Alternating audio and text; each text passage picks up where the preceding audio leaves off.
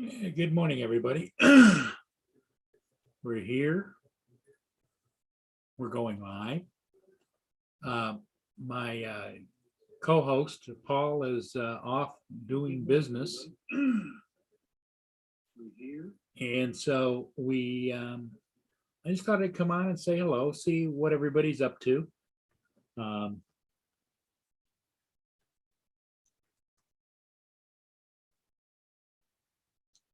It's well,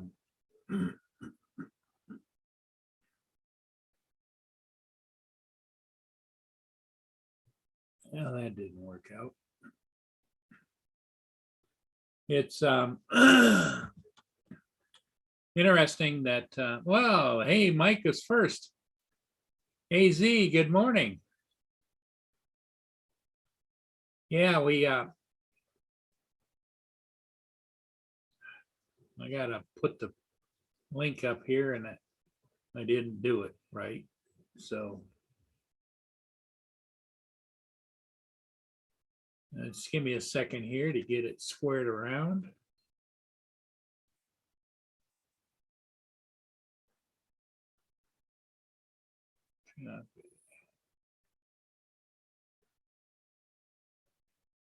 Okay.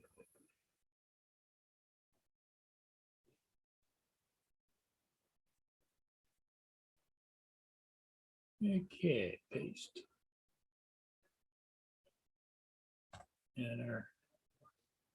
And in. Okay. Sorry about that, everybody. JDS is here, AZ drone.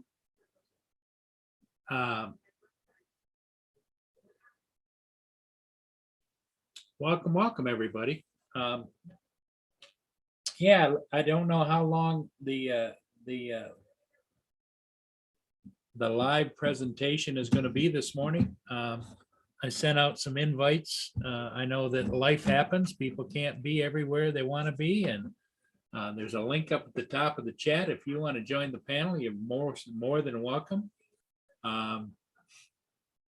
But you know, Mike says he's sleeping on his feet. That's funny. Yeah, there's not a lot going on here today. It's just cold, 25 degrees, sun's out.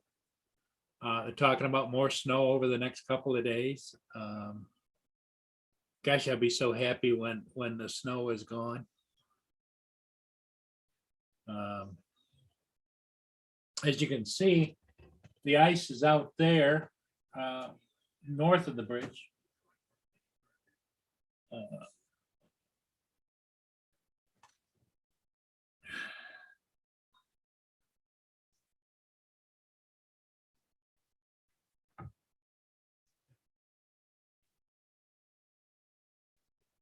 Oh, that's right. You take a walk every day. Yep.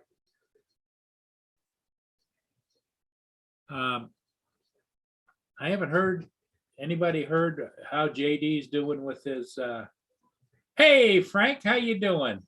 I'm doing good. Good. Good. How are you surviving the mess out there on the East Coast? It's not as bad here. We didn't get a lot of snow or a lot of cold. Oh.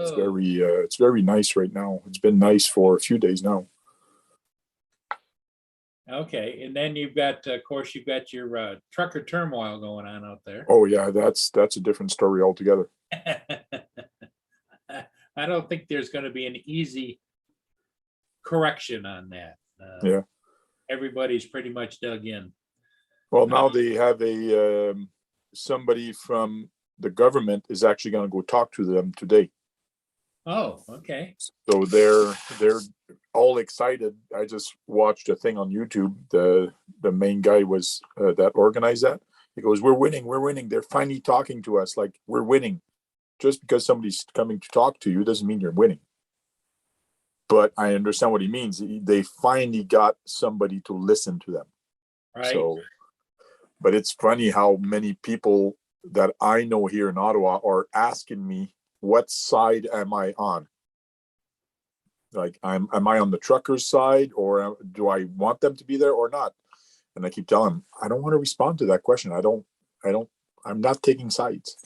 So, Yeah, it's like in anything, if I find myself, I understand what's going on, and I Yep. understand that because of the pandemic, everybody's emotion seems to be on 1,000%. oh yeah, And so, do the truck drivers have legitimate concerns? Yes. Does the government have legitimate concerns? Yes. Whether I agree or disagree on individual things, that's, up in the air. but a lot of people are like, the truckers are there for one thing only, is to reopen the border so that they can cross without the passport. I Right. completely understand that. Yeah. What I don't like is how other people are jumping on the bandwagon. And this is a convoy for liberty, for freedom, the freedom convoy. Right. It's the freedom of crossing the border. But a lot of people are going there and say, no, it's about our freedom. We're sick and tired of the government telling us what to do. Problem is, the government is telling them what to do. It's because the health department or the health, they're the one telling the government, you need to do this. And the government is just relaying that information to us. It's not just the government, it's the health people that are saying that. It's the doctors and all that. So it's not just the government. Yep. Yeah. That's too easy to blame one entity, Oh yeah. because there's so many different components to the whole thing. Yep. But well, hopefully it'll get resolved. I know the bridge in Detroit has been blocked off now for 12 or 14 hours, and there's no traffic. So that's sending a lot of the truck traffic up to our bridge, the Blue Water Bridge. They did the same thing in Alberta. From Alberta crossing to the States, they blocked the roads. Yeah, and that's really sad, but it is what it is. And that, Lynn keeps telling me, Frank, there's not a damn thing you can do about it, so give it up, Yeah. Yeah. But the truckers tried to do the same thing in Quebec City. Uh-huh. To bring the trucks there, but the city was a little bit smarter. They noticed what happened in Ottawa, so they basically stopped the big trucks for going to the hill, to in front of the place there. So they're stopping them. They say, "Oh no, we have the right to go there." It goes, "You absolutely do. Take your feet and go there. Like, Yep. You're not taking your big trucks. Big trucks are not allowed in that area without you having to go there. In other words, a delivery or something. Like, you have to have a purpose of going there." So they actually stopped all the trucks from going there, and it really stopped them from going there because they don't have a truck to warm up into. So Yeah, it's just all around. I don't know what the resolution's going to be, but it's just all around sad. yeah. Anyways, we'll see what's going to happen. So everybody's just tired of this. It's been 2 years now. Everybody's just tired of being confined. Everybody just wants to go back to normal. That's the biggest thing. Yeah, there's an ice-breaking tug right there, Frank. I mean, that is the Biscayne Bay. He overnighted in Algonac. He's at Marine City right now. And you can see the bubblers on the side. Now, are those the engine, or what are those things, dude? Like, you're calling them bubblers. What are they for? What they are is they're places where they take and suck in water and air and blow it out the sides to try and break the ice up. Okay. They do it with their weight and with their motors, but the bubblers, that you can see the pressure of the water and the air coming out the side.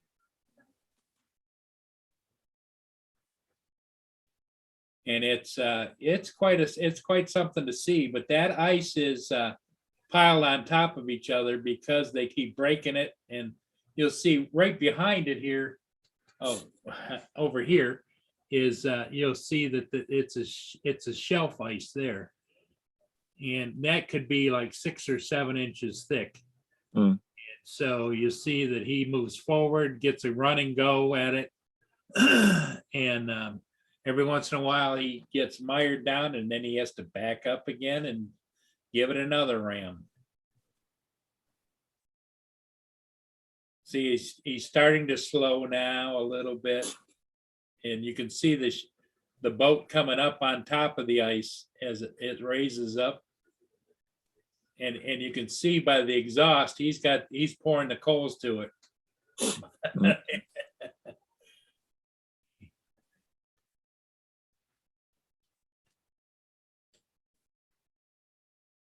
So that's what's going on here. They're just trying to keep because south of Sarnia, Frank, there's a big oil, several different oil refineries where they make fuel, all kinds of things. And so there's tankers that go from here down to Nanticoke on the Lake Erie on the Canadian side. And they take supplies back and forth all winter. Okay. And so they got to keep that clear all the way down the St. Clair River, all the way across Lake Erie, Lake St. Clair, Detroit River, and around back over again. So yeah, everybody's got a job to do. Yep. So are you supposed to get some more snow? By the end of the week, we're going to get a little bit of snow. Yeah. It's going to go like 0 degrees today. So it's going to be nice and warm for 0 degrees. But then in 2 days, it's going to go back to -17 here. So it's like we're getting a little break and then poof, it's going to be cold again. Yeah, that's what we're getting right now. As you can see, I've got sunshine coming through my blinds here. It warmed up today. Then we're supposed to, well, we got a little bit of snow this morning. Then we're supposed to start cooling down again and get some snow, just, like inch or two over the next couple of days. And then go back, like you say, down into the sub-zero, really cold. I find the older I get, Frank, the more I understand why all the older folks used to go south for the winter.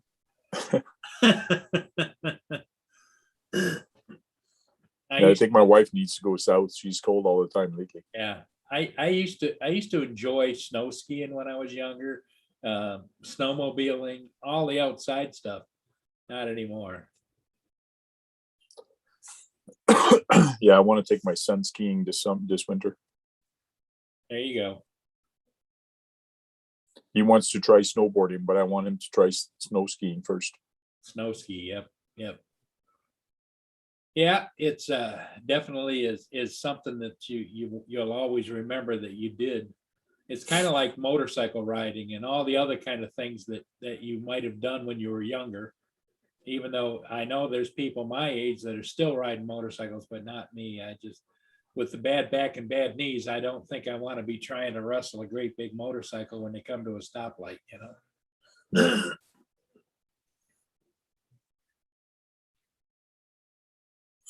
I got a pair of mini skis I used to use. I want my son to try it at the local hill here. Right. Just the mini skis are about 2 feet, 2 or 3 feet, not even 3 feet. It's about 2 feet long. So it's a cool little thing. And my son goes, yeah, but I never skied before. I go, no, but you skate. It's the same friggin' thing. Like if you know how to skate, you'll know how to ski. Because that's how you turn and that's how you brake, the same way you brake on skates. So. Yep. And, of course, everybody's usually when they start out skiing, they actually, the instructors at the ski resorts, they teach them how to do the snow plow, and you put your weight on one foot and you go one way and that kind of stuff. And then the stem Christie, and then, you learn all those different moves. But I'll never forget when I was younger, we used to go to some ski resorts and, the Expert Hill, my brother and I, we'd head right for the Expert Hill. We weren't experts by a long run. I remember my brother wiped out on an Expert Hill and it was like this, and he was going across like this.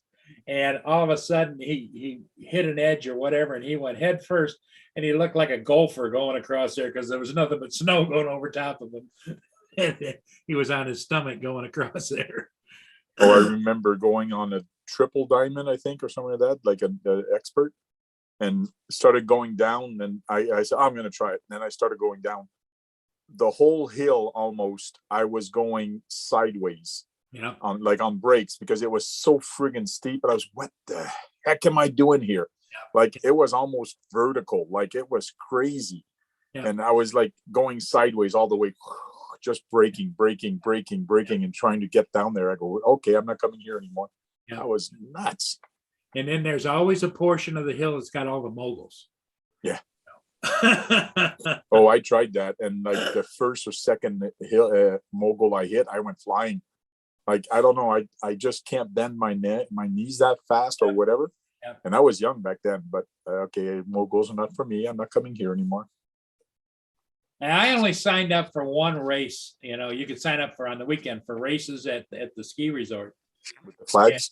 And it was the giant slalom. It wasn't the regular slalom. And I made about 2 or 3 turns and spun out. And I just waved. I said, "That's it for me." Okay. I never made it to the bottom of the course because that course is icy. Okay, yeah, it would be. You know, you get off in a little bit of powder and stuff, and you feel like you got control. You get into that icy course, and man, you got to really set some edges. And I was using wood skis, and they were good skis, but you know, that was back before they got the fiberglass, like the Head and the Heart skis that had the really good edges on them, you know, for cutting in. And I just went to make a couple of cuts, and every cut I made coming down the giant slalom, I could feel my skis chattering off, you know. And so finally I got up enough speed that it chattered, and that was it. The first skis I got also were like slalom skis. They were like way taller than I was, but very skinny and very long. Yep. And then they came out with the parabolic skis, which was like more curved in the center. Yeah. So when you turn, it gave you more bite, and they turn way better. So right.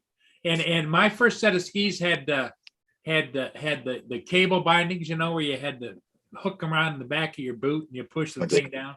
And then, now you're old now. Now it's really showing your age. Yeah. Well, then the greatest thing since sliced bread in my mind when I was young and still doing that kind of stuff was we used to call them mouse traps. They were the bindings where you put the 2 metal clip on the front, metal clip on the back of your boots, and you stepped in and they snap down in. Okay. Yeah. But now they've advanced so much further than that. Oh yeah.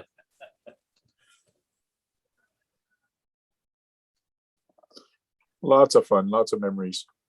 Yes, they were, and that's the way we have to look at it. Yep.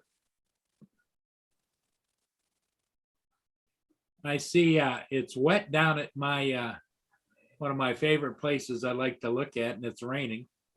The Martini Bar.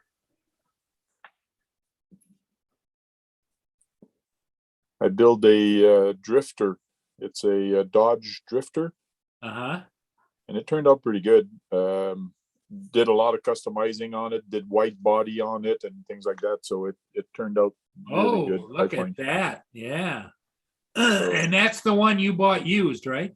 That's correct. That's almost final. I got a couple things to do on it, but it turned out pretty good. Oh, those are some nice wheel extensions, and boy, everything just blended in, you know, because the last time I saw you, Frank, you were saying what you were going to do to it. Yep. And you did it. That looks great. All custom work. So it was fun. And I got a couple little things to do on it. So. Well, but that's the fun part, you know? Yeah. Yeah. That's what I like about the RC cars is because you get to do so many little things, so many little custom things. So right now in the front, I'm actually putting a radiator in front, and I'm debating on putting 2 of them, like one for the turbo and one for the transmission. but I'm probably gonna go just with the bottom one. That's for the intercoolers for the turbo. Uh-huh. It's called the intercooler radiator. Now, how fast would that go? Oh, that one won't go too fast. It's stock. It's a brush motor, but it could go fast enough if I just change the motor. Because I know Welch Rob was saying that he just bought, he rattled off what it was, but it should go with all of the additions that he's put into it. When it's all said and done, he thinks he should get over 100 miles an hour. And I'm going, oh my God. Anything on the road at 100 miles an hour is, in my mind, an accident ready to happen, because there's curbs, there's all kinds of stuff. Yeah. Crazy. But I'm gonna finish building it, and then I'm gonna see if I'm gonna sell it to go buy something else instead. So I got there's so many new nice RC cars that are coming out. Right. I really like what I've done to it. It's unique. That's what I love about it. It's unique because it's my own little spin on it. Sure. But there's so many other nice RC cars that are coming out now that, it would be nice to actually sell it to raise some funds to actually go buy the other ones. So, Well, maybe you should start a little online store, Frank, RC by Frank, where you, after you build them and play with them a little bit, you can put them out and sell them. yeah, I could. Well, there's an RC store right now that actually approached me, and I'm going to be doing some work for them, building and restoring some RCs for them, and they're going to be paying me back by giving me kits or credit stores. So it's kind of cool. Yeah. Well, those are the kind of relationships that you want to cultivate, because they can add on to more and more and more and more. And Yep. Plus, once your name gets out there, because it's already out there, Frank, on YouTube a lot, because you got a lot of people that are interested in that. But the sky's the limit when you have the talent to restore, you have the talent to see what you want to do and how you want to do it and how you can make it happen. There's a lot of people out here like me. My drones, I have no interest whatsoever in modifying or changing a drone. I'm a flyer, I just like to fly. So, but there's other people, like especially the FPVers, they're always trying to figure out, well, if I change this motor, if I change this ESC, if I do this, if I do that, God love them, but that's not my style of anything having to do with RC. But you are a thinker, and that's, I give you credit. Yeah, and that's what I told my son the other day. We were talking about something anyways, and he was saying it's amazing how they do that. How do they do something or think about doing it? I go, well, it's just like me, Seb. Like, can you do what I do downstairs, like with the RCs and Right. build things? And he goes, no. I go, don't say no, Seb, because you can if you practice and you try. The only way you're gonna fail or not do it is if you fail, but you just keep trying. Yeah. Like, it's not saying no, I can't do it. It's I'm gonna try to do it, and I'm gonna. Well, it's like any kind of a skill. Even Yeah. I never had the patience or the ability to play piano. My mother was an organist and a piano player. My brother was a piano player. I just didn't, it didn't hit my hot button, so I never learned how to play the piano.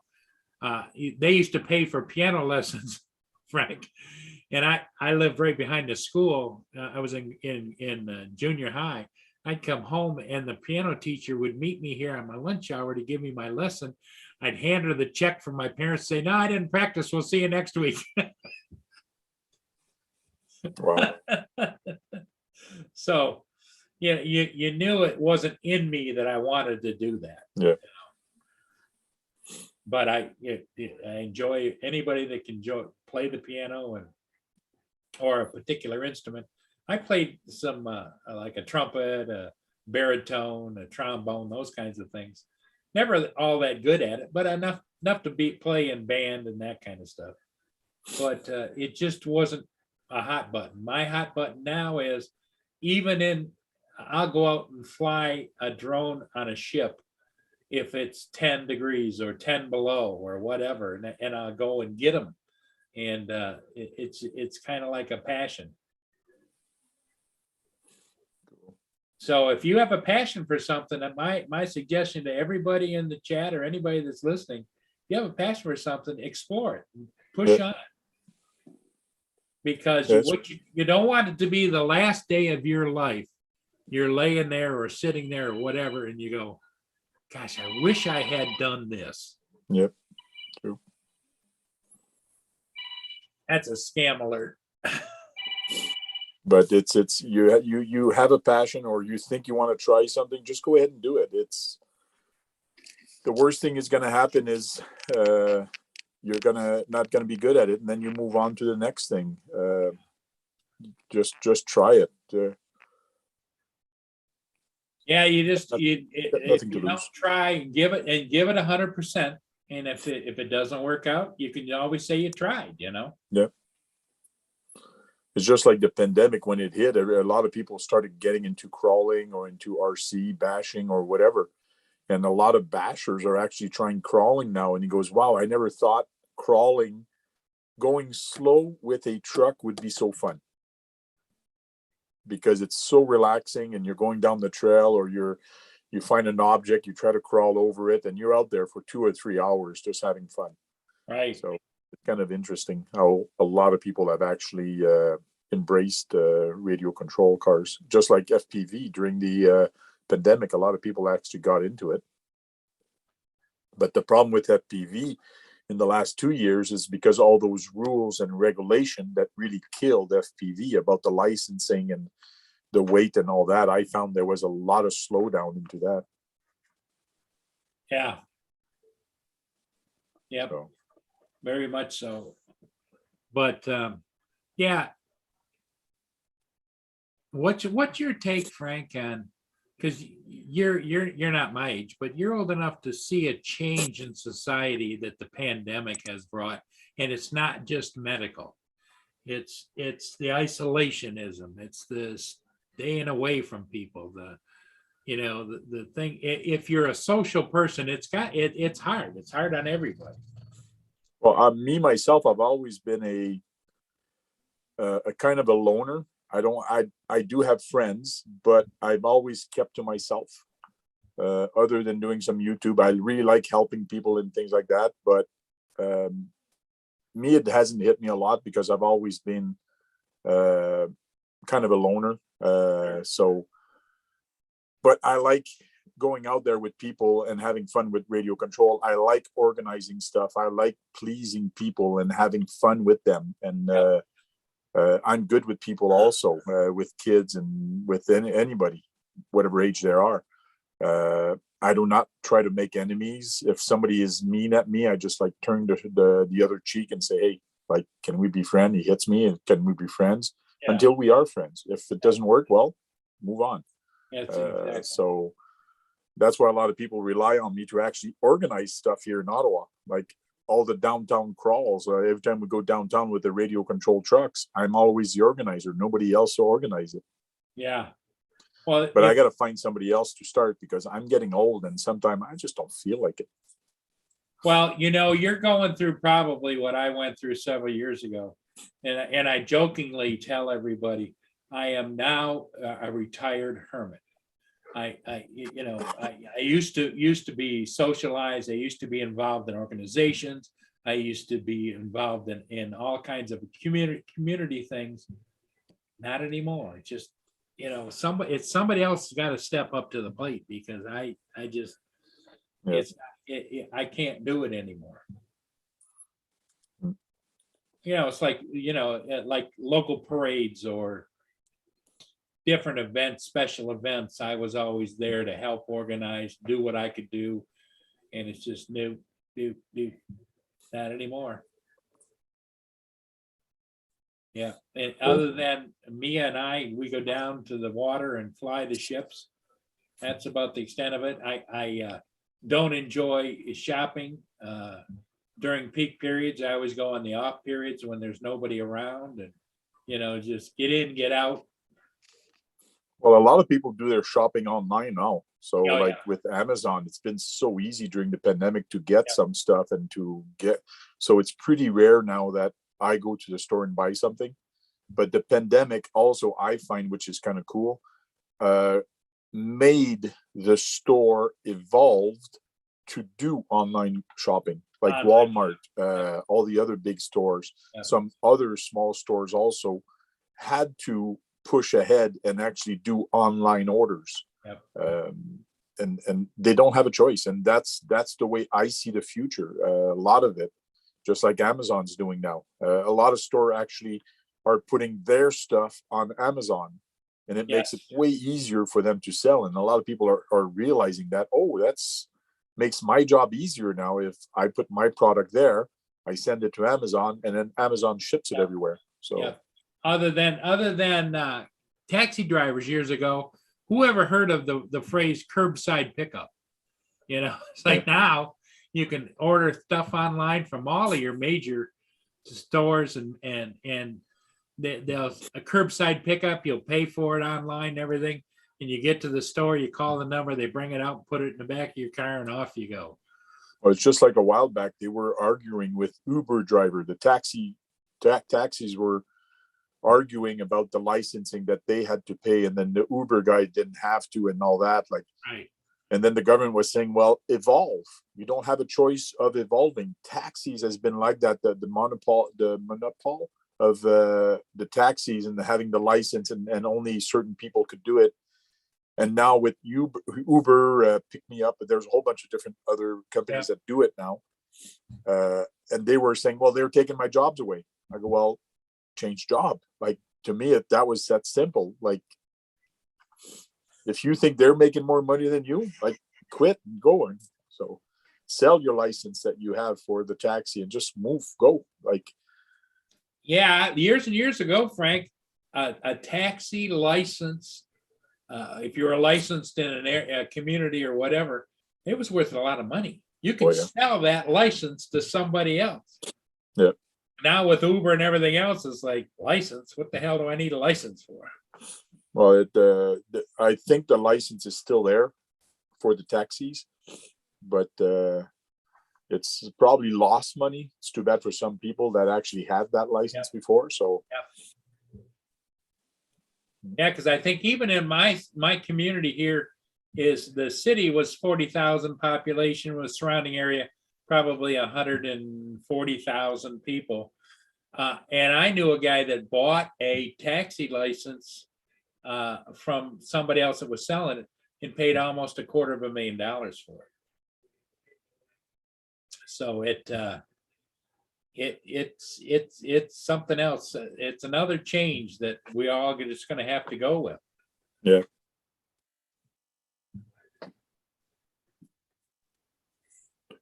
Cool. So I got a couple of emails that came in. So I am working from home, so I do have to take care of some stuff. Want to drop by, give you a thumbs up. Hey, thanks, Frank. Appreciate it so much. And everybody, if you want to know anything more about RC trucks, cars, or whatever, Frank is the man. Thank you. Go see. I try. Yep. I Okay, try. Frank. Have a great day. Later. Yeah. Bye-bye.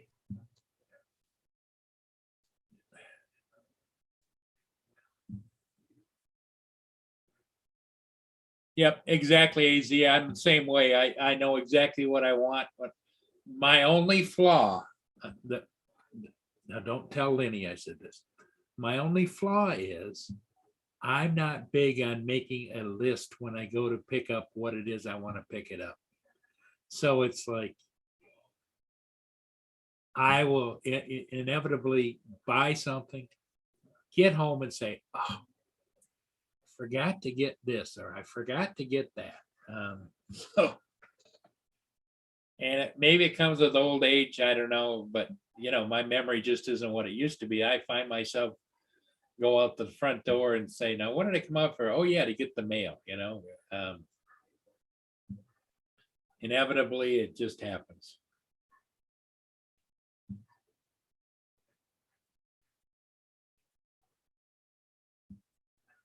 Yep, it is. So AZ, have you flown any of your new drones? You got any perspective? I know the weather wasn't all that good the last time I brought it up. You said that maybe if the weather gets better.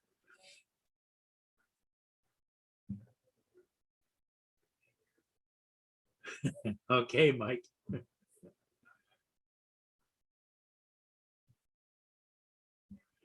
Yeah, does she have a little list of things that she's working her way through when she's shopping? My biggest problem is I don't have a lot of patience, so I'm in and out. Go grab whatever it is I went for. The other thing that really ticks me off is state of Michigan, we have bottle returns. So every can or every bottle, everything, mostly all cans, as you know, I drink Diet Pepsi, is 10-cent deposit. So I end up with 2 or 3 bags of that. You can't just take and weigh it and get the money. You have to go, there's a machine in the back of the major stores. You have to physically put one at a time in, and it goes ka-chunk, ka-chunk, it crushes them and puts them into a bin that then gets sent back for the aluminum value. So you could stand there forever putting them in, and then about every 10th or 11th, 12th can, all of a sudden it goes, it doesn't read the barcode because it's spinning them like this as it goes through. So then you got to take it out, put it back in again. So it kind of takes you out of the rhythm of bag to machine to, and then at the end, I have gone to walk away before I hit the finish button and the thing spits out the ticket. And then it's got a barcode and you just take and scan it up front. But yeah, I'm a in and out. Hey, Curtis Dart, how is my favorite person on the West Coast doing? I know Curtis has been busy.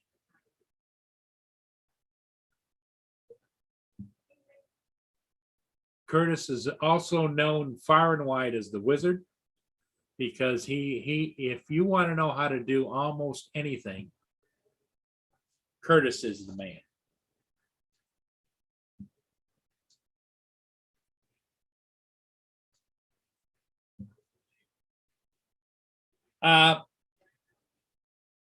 Nah, Curtis, I don't know if I'm going to buy that or not. I've been looking at it. I did agree with you that the Pro version was probably the one to buy, but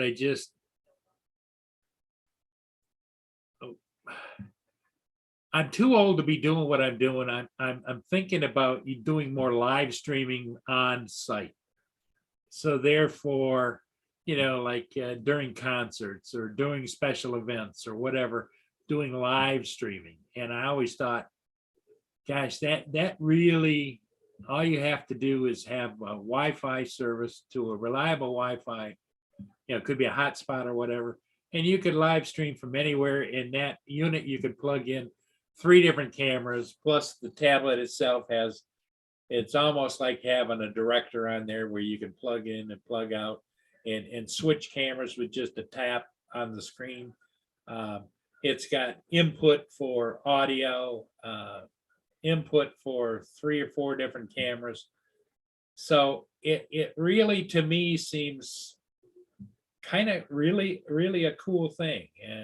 But there again, going to be 70 here in June, and am I really up for that? I don't know. But like I was just saying to Frank, I don't want to leave this earth saying, well, I should have tried this and should have tried that. I guess maybe I should sell a couple of drones that I'm not flying, take the money and maybe buy that and play around. But then again, I'd have to, I already sold a lot of my professional style cameras, but you don't need professional cameras. I was thinking I'd like to have just one PT point tilt zoom camera that I could put up in the air or on top of the vehicle and zoom in, pan, tilt, and everything else. But, there again, how deep do I want to get at my age? I guess the mind doesn't realize that the body is getting that old. Oh, yeah. Yep. Exactly, Curtis. When I saw that, it seemed like the answer to, because I had done research before on how to do, uh, people have these great big vans, like especially like news crews and stuff, have these great big vans full of equipment where that tablet just allows you to do so much. Um, it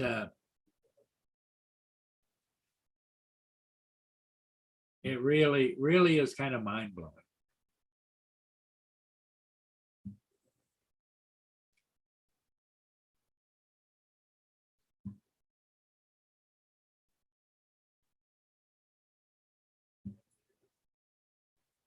In fact, what I'm going to do is I'm just over here getting it now.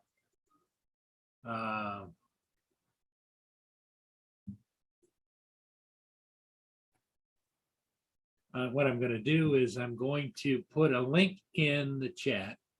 I think I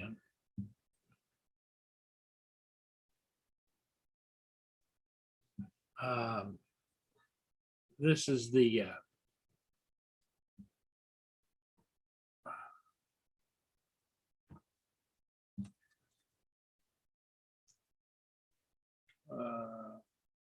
Pro. This is a review that I looked at, that I really think that is just fantastic.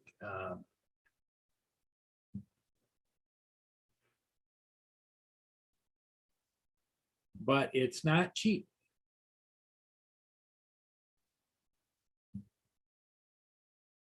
Let me see. Let me go to Amazon. YOLO Pro. Yellow Box Pro.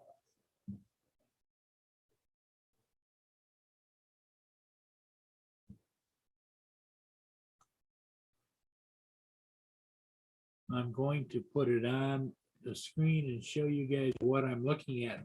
These are called YOLO Box Pro, and it has all these different inputs in it. It also is battery powered, or you can power it, and it does all kinds of really good stuff. Here it shows how you're using it. You can do different cameras. You can just do, it's a video studio in a tablet, and it comes with all of that stuff. So you can take it and you can change things, change backgrounds, change cameras. It's just something to see. But as you can see, the regular YOLO, the first one iteration is $900. But if you want the Pro version, the YOLO Box Pro all in one, it looks like it's about $1,300 plus tax.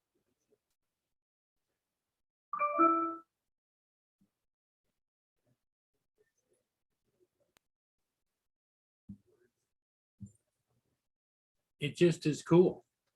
It really is.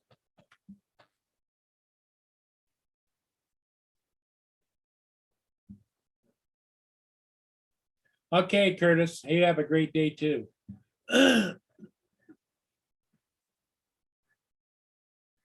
But that link I put up there in the YOLO Pro is quite something to watch. That's a review.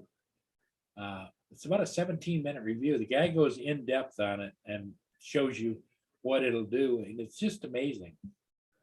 But then again, at my age, it's amazing to have witnessed the electronic age keeps getting moving further and further faster forward.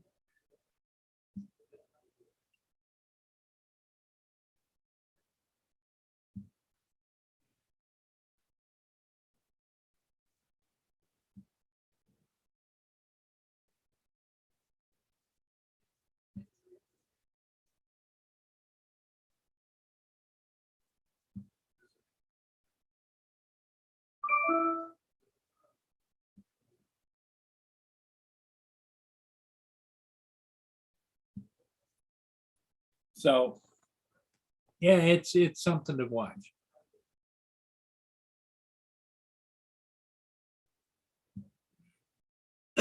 Yes, it does. And you can go live. You can have lavalier mic on you. It's got line feeds in it. You have to watch the whole thing, Marshall. It's amazing what, because it's like I was telling Frank, you used to have a van full of equipment to do what that'll do. That and your cell phone with a good Wi-Fi signal. You can stream live from just about anywhere. You've got connectivity. And I have a small hotspot. I could use that or my phone, my smartphone, It's just incredible. You just plug in how many ever cameras you want to use. They were even showing using like a Logitech camera, like I have over top of my computer here. That you could plug that in.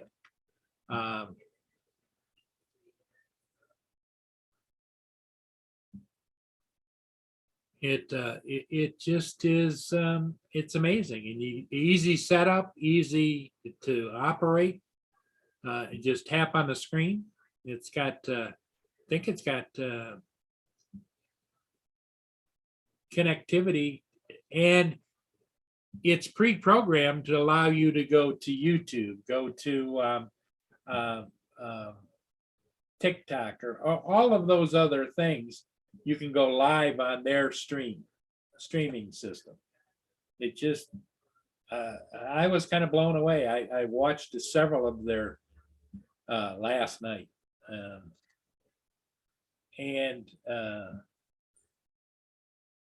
But the Pro, Curtis looked at it and said he thinks that the Pro is the better buy, because the yellow box, which was the first one that came out, the first iteration, although it works great, the guy will tell you in that link, he'll tell you the differences between the two, and he seems to know what he's used them all.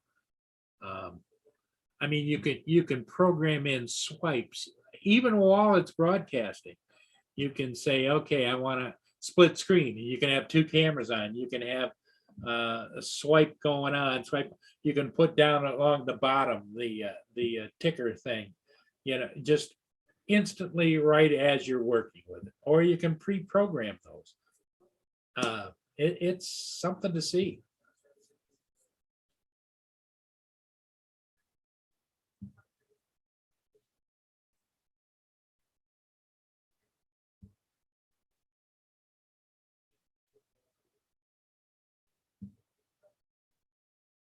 Yeah, I was looking at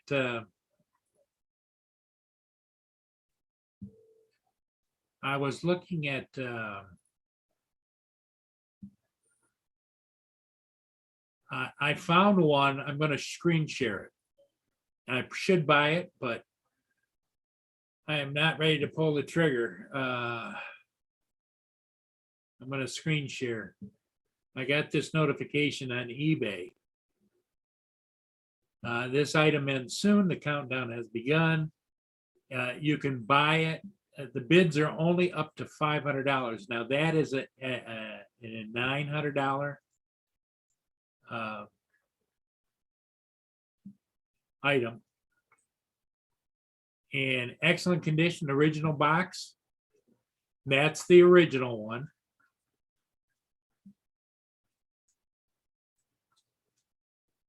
Comes in the box with the cords, a pouch. Tells you all about it. $30 shipping. It's out of Santa Barbara, California. It ends today at 2:03 p.m. Eastern time. So we got 3 hours and some minutes for $500. So you instantly save, even with shipping, $30. So if you were to bid on it, you could save some money. It only has one bid, and the bidder was $11.29 on the 5th of February.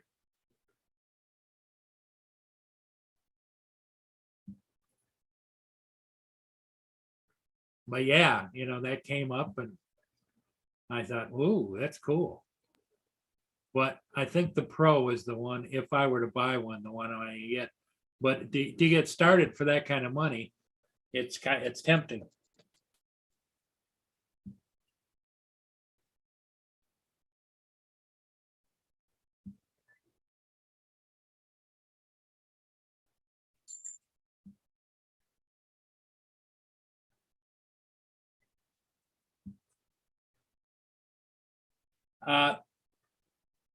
You're talking about that. Let me go over and see if I've still got it pulled up.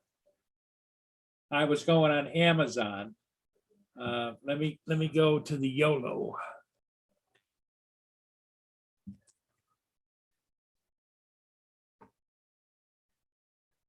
Okay, I'll screen share it for you.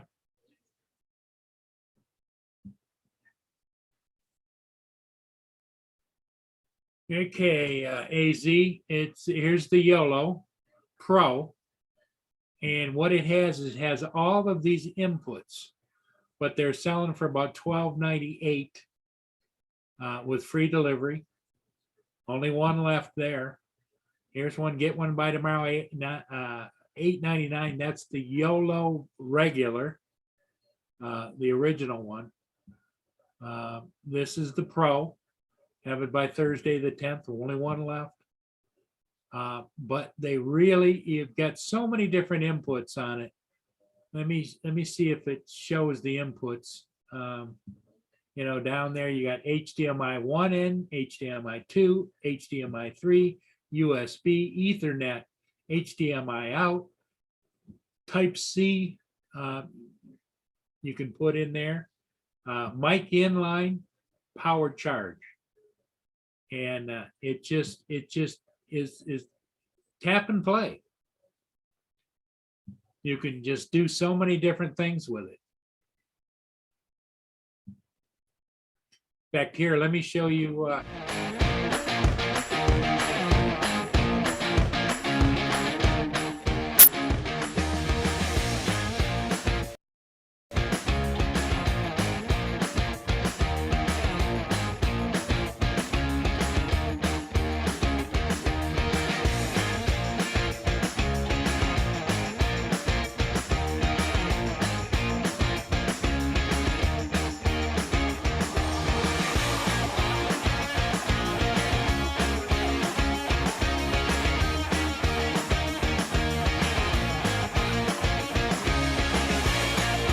Plug in whatever camera you want to use.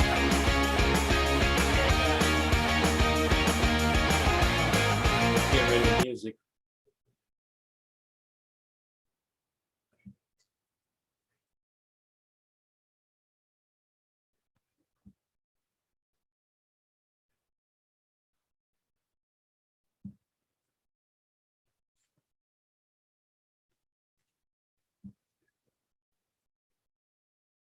But that's pretty much what it is. And I spent a lot of time yesterday going through and looking at all of that.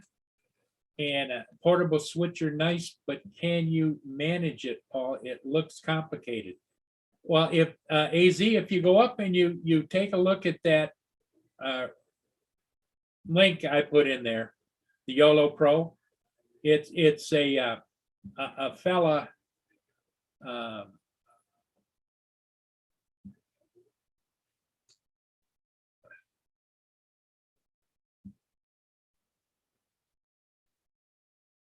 Let me find.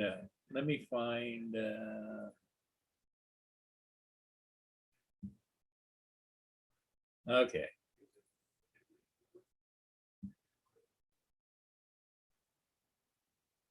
Okay, let me. I'm going to give you a little dose of what this guy did.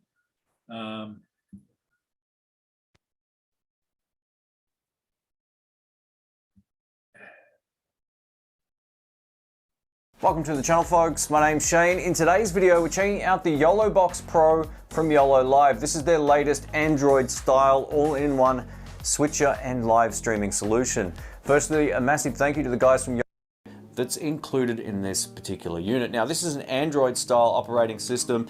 It's very reliable. I've never had a crash or do anything weird like that. and it allows you to connect to a service that then distributes your streams to Facebook, to YouTube, or wherever you like, including Twitch. So I think that's really good. It won't cost you anything extra to get all of your streams out.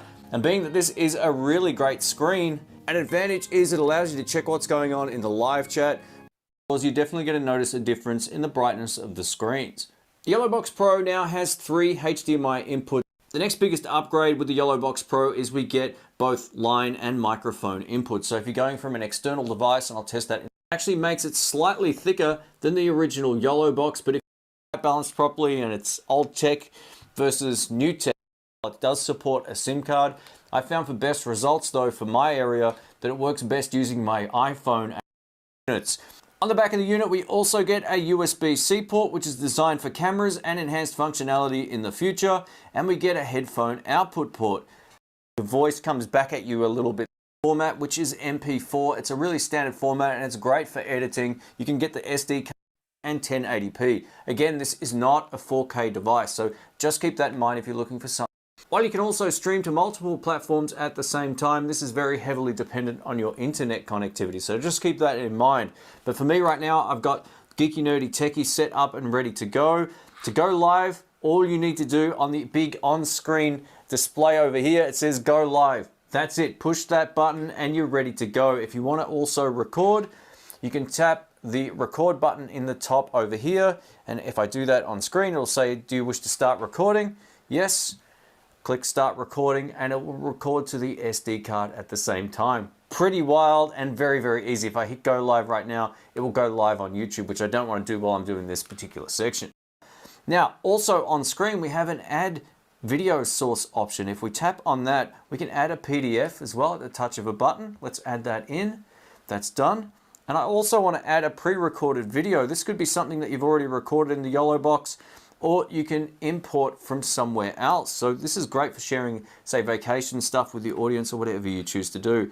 So if we go to SD card video, this is a list of all the stuff I currently have on the SD card. I'm going to put the countdown timer into the mix. So you can start your stream with the countdown timer. Now you are seeing the preview on screen, right? So you're seeing all the other stuff that you would see just as operating the unit itself, but looks great. You can simply switch between them at the touch of, not even the touch of a button, the touch of a screen. So very intuitive and very responsive. I'm next going to show you picture in picture. And the benefit of this is you can share your PDF with a video source on screen or 2 video sources at the same time. So I'm going to show you how to do that right now. On the unit, we go to add video source. We tap on that. Then we go to picture in picture video, which is on the far left-hand side. It says select the main screen. So I want the PDF to be the main screen, and I want my HDMI to be the sub screen. So I'm going to click on that. And now, when I hit next properly, and now you can see I've got picture in picture, and this will go out to the audience. Now I have noticed in preview mode, it looks a little, but it isn't laggy. Okay, so anyway, I think you guys get the gist of what's going on here. And it just kind of blew me away, you know, how good that this whole thing is. So ever when it goes to the audience, this is just the preview mode, and they do this to conserve battery life as well as just giving you a representation of what's going on. So this screen may look laggy in the recording, but it won't be to your audience. Okay. It just kind of blew me away, you know. So let's get back to reality here. Okay.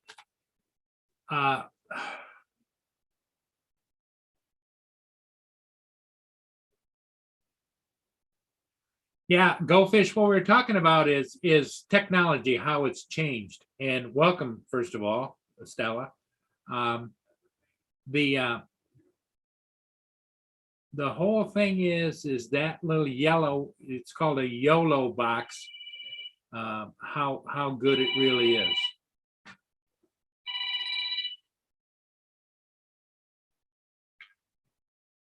Hello, Skip, I'm online right now. Can I call you back? Yeah, listen, hey, the Nebraska bridge shut down and Blue Water Bridge is backed up. Yep, I understand. I heard that. Okay. Okay, but that was Skip reporting in. He said that the Ambassador Bridge in Detroit is closed. And right now, because of that closure, the Blue Water bridges here in Port Huron is backed up. Well, yes, I agree. AZ, it's 1080p. However, in most cases, even if you record 4K, there's very few that will take a live stream in 4K. 1080p is pretty much the standard for live streaming.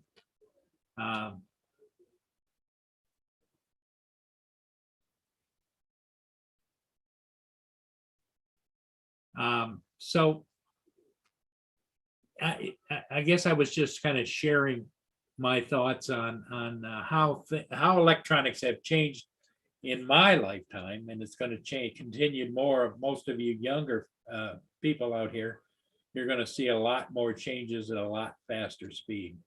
And how we got started is I always wanted to be able to have the capabilities of live streaming out in the field without having to have a van full of equipment to do it. That you could do it just with this tablet, with your cell phone, as long as you have a good Wi-Fi connection and several cameras. You can just plug them in, or one or more cameras. But it just shows how things have changed, and in the future, things are going to change a lot faster. I'm aware of that.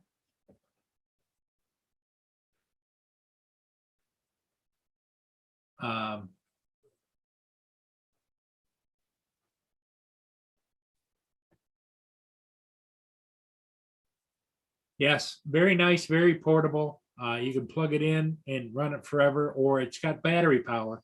So let's say if you're going to do a stream for, just 30 minutes or whatever, you could use the battery, onboard battery for it.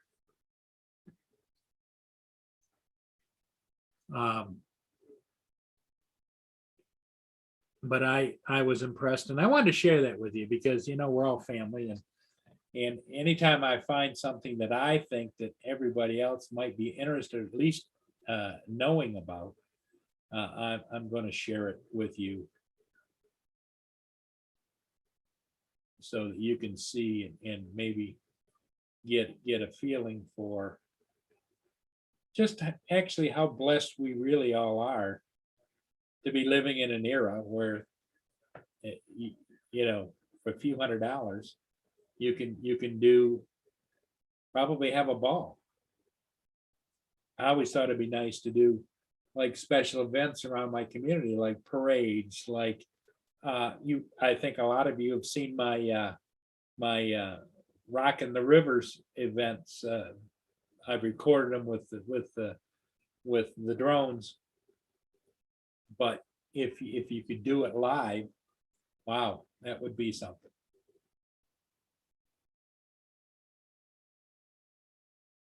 Yes, thank you, Stella.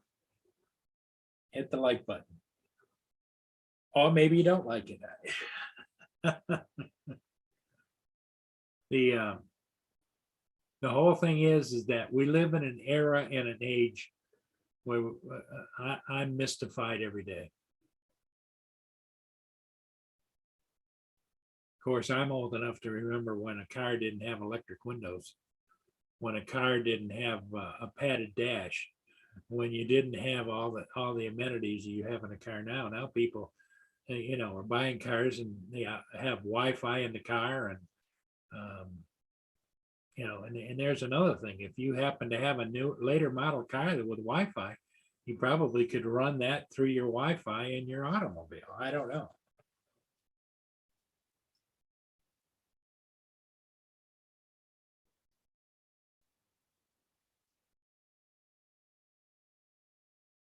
Yes, AZ, that's what my thought was exactly. If you have a desire or you want to be able to live stream, and this is a great platform without having to have all kinds of equipment all attached together and generators running and those kinds of things, this would allow you to live stream in the field with some pretty good results.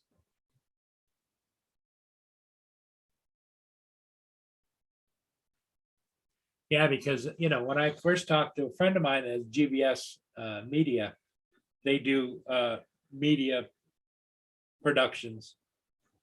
I was talking to him about maybe you should get one of those vans that has the mast that goes up in the air with the antenna you point towards whatever source and that kind of thing.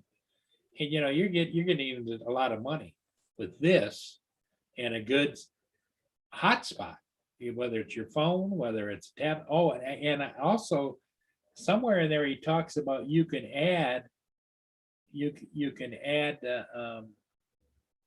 SD card to activate it to a hotspot, so you don't even have to have something in between.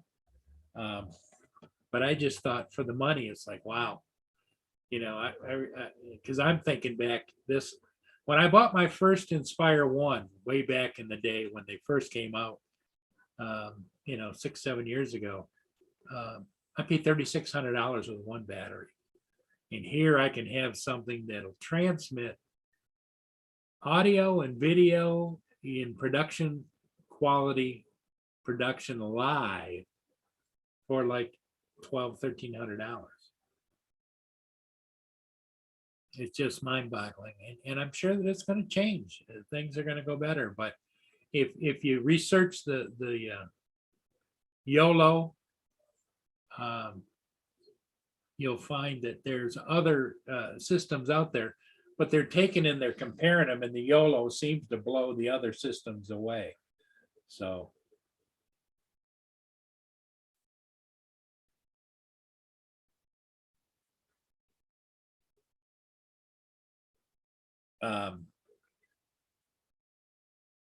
even these cameras, these PTZ cameras, have come down in price. You can get outdoor, you can get indoor, but outdoor ones that'll at least stand some weather, put it up on a pole, and you could live stream from events. And these cameras you can buy with 20, 30, 40 zoom for under $500.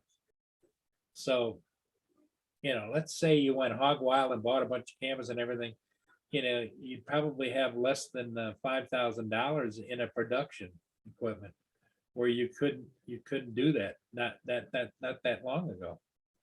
You'd be spending 50, 60, 100, $200,000. I'm just amazed. Enough about me. How's everybody else doing? Yeah, Paul couldn't be with us today. My co-host, Paul, is out in the field. He got inundated with sign replacements, sign removals, and so he's on the road.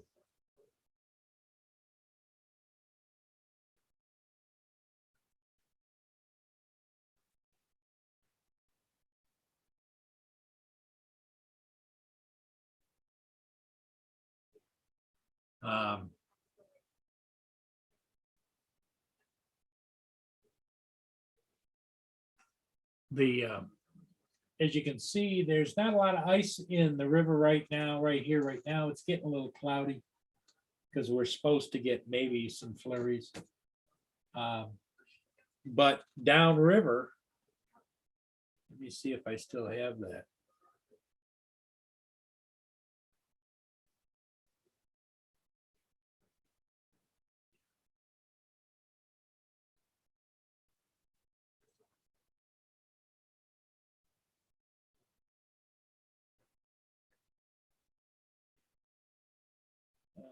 Screen share. This is a look at just a little bit ago down in Marine City. It's Port Huron, Marysville, St. Clair, Marine City, Algonac, and that is a American Coast Guard ice-breaking tug that they use here in the Great Lakes.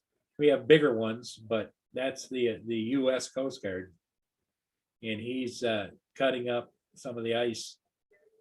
What happens is those ice chunks, they start to freeze together and create ice bridges. And so they have to keep churning it up, try and get it to flush. There's a little bit of a current there. We don't see it on top because the ice is sitting locked together. Below the ice, you've got a downstream current going.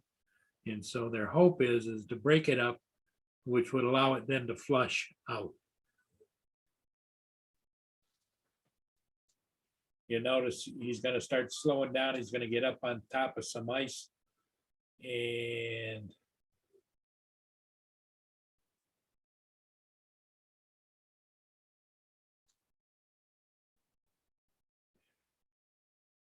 you can see actually the bow raise. So he's up on an ice bridge.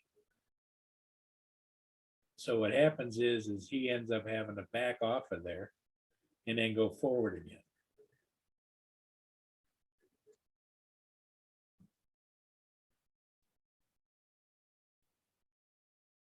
He is stuck right there. See the prop wash coming off the back.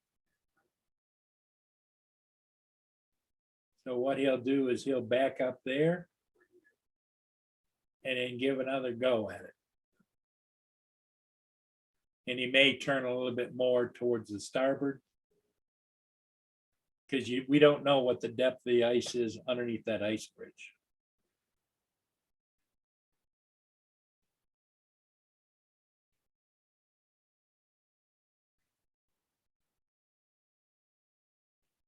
There he goes. And it all has to do with, he's got a bubbler system underneath that's pumping air and water straight down up underneath the ice to try and break it up. And he's really pouring the coals to it to get through there.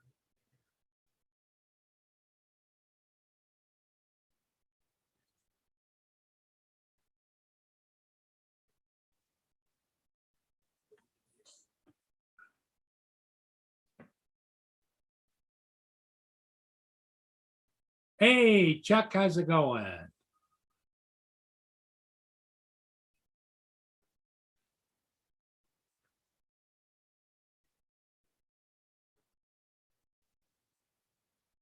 So Marshall, did you order one? Because I'd be definitely interested to see how you make out with it. If you did, if we're talking about the yellow.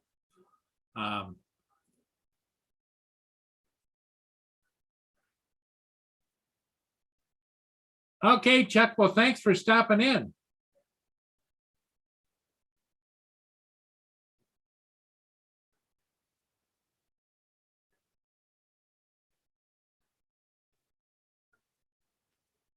Thanks for stopping in and supporting my efforts here today. I've kind of been doing the Frank Tank was in, but other than that, just pretty much on solo. Curtis Dart checked in earlier. Stella's here.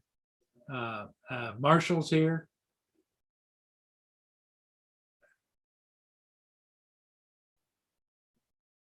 All right, Marshall. Please let us know how you make out with that, because I am interested, but I probably need to sell a drone or two to get the money to get started in that direction. I just don't know if I should or I shouldn't. I'm kind of at that, when you get to be my age, Marshall, you don't know whether you should or you shouldn't. You too, Chuck. Good luck with your day, and I hope everything goes well. And say hello to the wife for everybody.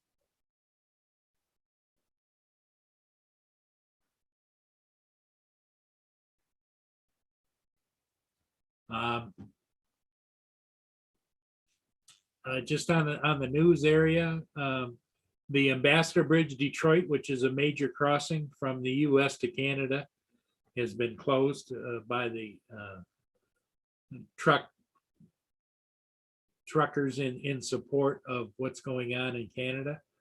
And all of that traffic now is working its way up across the Blue Water Bridges, which is a major backup here. It's slowing down. So we don't know. It's been happening all the way across the northern borders. seems to be border crossing issue.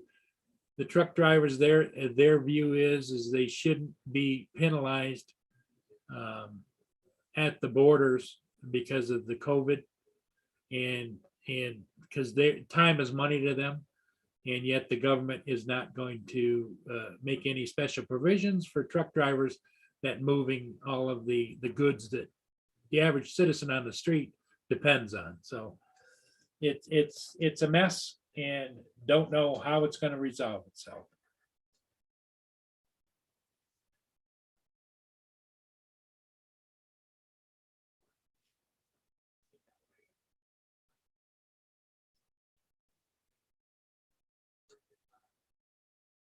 Yep.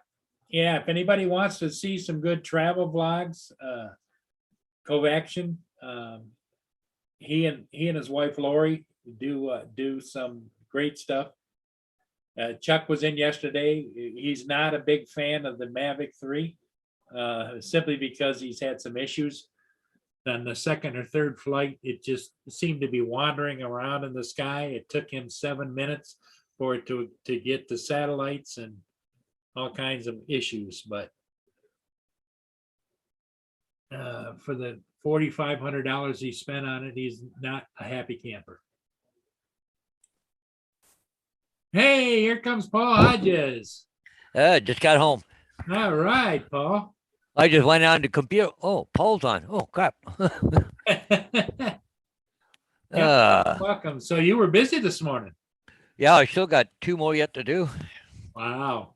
But I'll tell you what, these agents. But the first one, I get there, I'll tell you, they had a snowblower and they blowed all the snow up around the sign, and it melted a bit. Then it turned to a block of ice. You know what it's like trying to get the frickin' sign out? Oh my God. So anyways, I go to Tilsonburg, and they're like not a moving truck, but one of those moving containers in the driveway. Yeah. And the guy's just in there picking it up. And there's an old guy come out. And anyways, I said to him, "Oh, just getting ready to move out, are you?" Oh no, he says, moved in over a week ago. And it's still for sale sign. Well, no, it was sold, but they forgot to take the sign down. Well, it should have been down at least a week, okay, before the closing date. Right. Okay. Well, I was in Tilsonburg less than 2 weeks ago. You know, yeah, they forgot about the sign of what they did, right? So. Wow. Well, live and learn, Paul, right? Yeah. But they never. Yeah. Like it was funny. The old guy there, he goes, "Oh, you're gonna have fun getting that out of the ground." I said, "Well, yeah, but." So anyways, he's sitting there watching me. He goes, "Oh, you got the tools to do this, don't you? You've done this before." You know, I got the big puller, because what I do is when I wiggle it, no, it's solid as a rock. So then I take the post off. I just unscrew it and take the post, put it in the truck. Yeah. Then I get the sledgehammer out. I hit the stake a couple times to break the frost.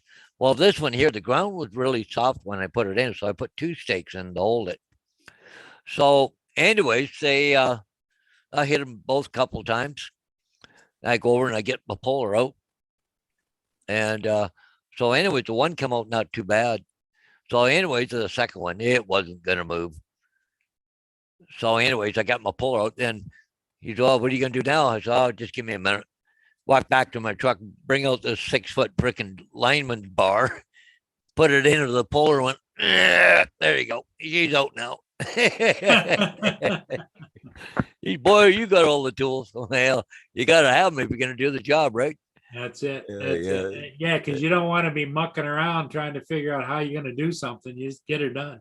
Yeah. Plus, and the last resort is windshield washer fluid, right? So. Yeah. Hey, Drone Shots is here. Hi, Jody. How you doing?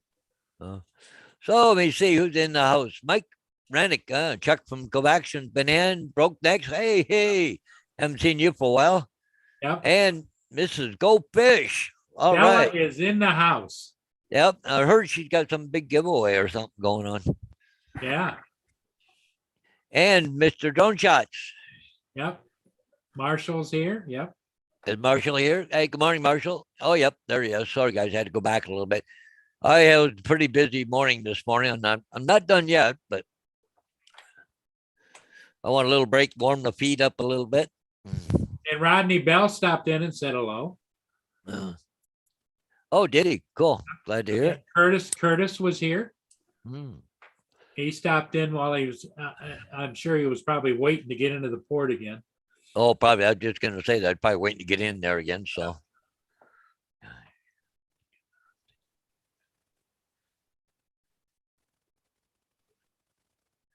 Oh, Mike was saying about what? Yeah, you know, about all- Chuck's Yeah. Mavic 3 experience. Well, I'm just kind of glad I'm not one of the ones that got to have the latest and greatest. Well, yeah, it's like the commonsensical thing is to wait until they get all the bugs out of it, Well, and that's, the funny thing is, Bo, we should all know this, but this has been an ongoing problem with DJI before. Yeah, They get something out there really quick, and they've had problems with it, got to keep doing pictures and pictures and pictures. exactly. So this ain't no different. So, okay. Yeah, I got 2 more signs to put up here in town. So, Also, it's just in the neighborhood. yeah, I was not, just on the other side of town, but not a big deal. I'll go do them about an hour. So, Oh, Brokenecks. Well, thanks for coming in and watching while you're on your way to work. We appreciate you being here. hey, broke neck. They, did you see the Biscayne pull out this morning? I didn't see it pull out, but I did see it up at Marine City. Oh, okay. Yeah. It was breaking ice. I was staged with my bus driver. We're driving with the bus, and anyways, I had a couple minutes. I went in. Oh, there it is. They're just starting to pull out. You were just trying to turn around. Yeah. So, Because well, on the bottom of those boats, you said the air bubbler. Is that air or is that water jets? water and air. Water and air. Oh, okay. Because it looked like more water coming out. Because I was watching, they back up in the ice, and you see the water going out on the Yeah. onto But the they ice. call it a bubbler system because what it's doing is it's like mixing air and water and shooting it out. And so Okay. they want the air to get up underneath the ice and the water to help shift the ice. Well, yeah, they're doing a 116-point turn there this morning. Watch them. And they finally got going. Well, what's interesting is as they get to the end of their run where they got to stop and back up, you can actually see the front of the ship go up in the air a little bit. It's getting Yep, up on yep. top of an ice bridge. Yeah. I was watching them because they go up on it and they stop. And then when they back up, you can see it drop back down a bit. Yep. So, oh, what's the temperature? 25 degrees, feels like 16, partly cloudy. It's sunny here right now.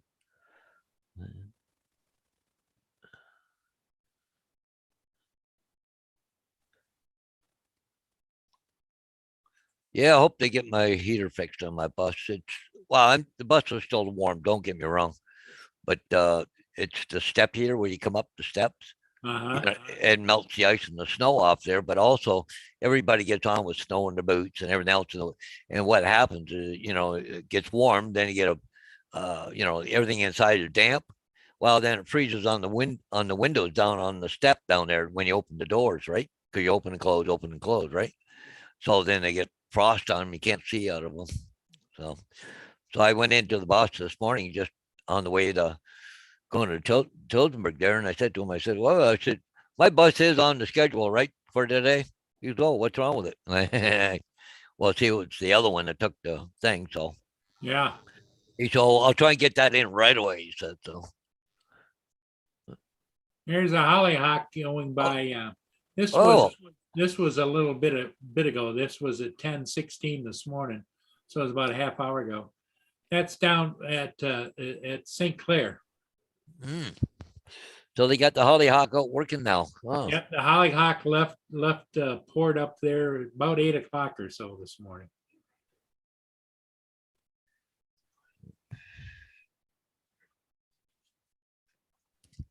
So it's underway.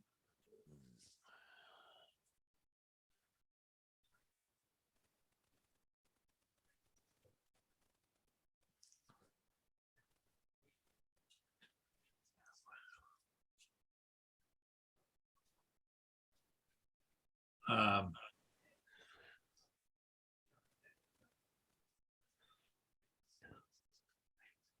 There it is going away. Headed down towards Marine City, is out around that bend down there. oh yeah, yeah. Cool. Okay, let's go to Marine City. Oh, what the heck? Oh,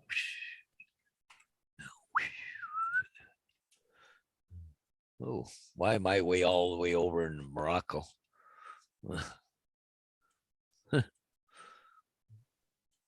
Yeah, the ice is a big problem. They have to keep that area open, as you well know, for the tankers going back and forth to Sarnia. Oh, okay. So that's weird. I'm showing this Samuel Risley, but if you and it's the Iverbright, but the thing is, if I here, I don't know if I can show you here. It'd be easier than trying to explain it.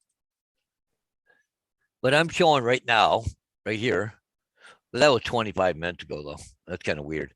And the Risley ahead of the Iverbright. But if I zoom in, it's actually up here. Yep, Oh. yep, because it caught up, because you can tell. But Yeah. if you zoom back out, they go back down there. Yep, exactly.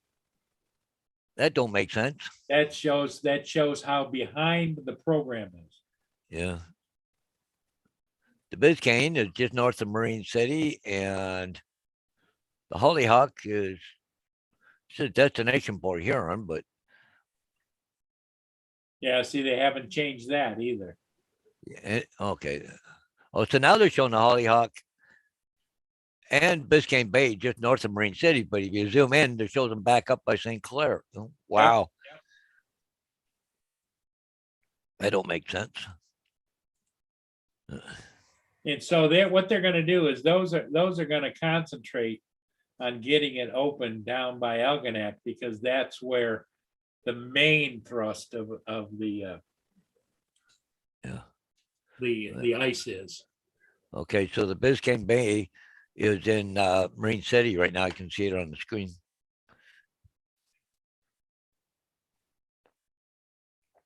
And he's backing up.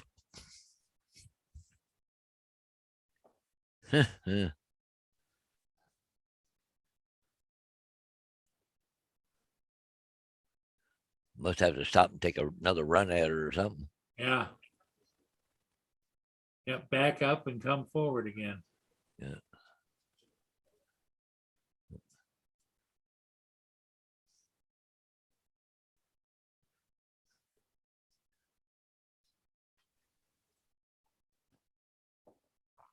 Probably because the Iverbright is coming up. They're Yep. trying to get it all opened Oh, up yeah, there at because that. the ice is really bad down there. Yeah. There's Algonac right there. Yeah. Oh, yeah.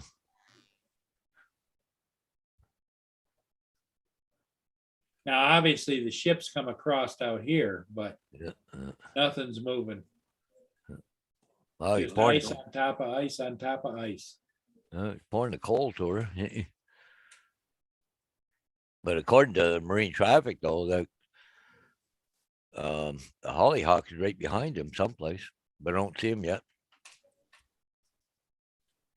Well, it's behind probably a couple of miles. Yeah.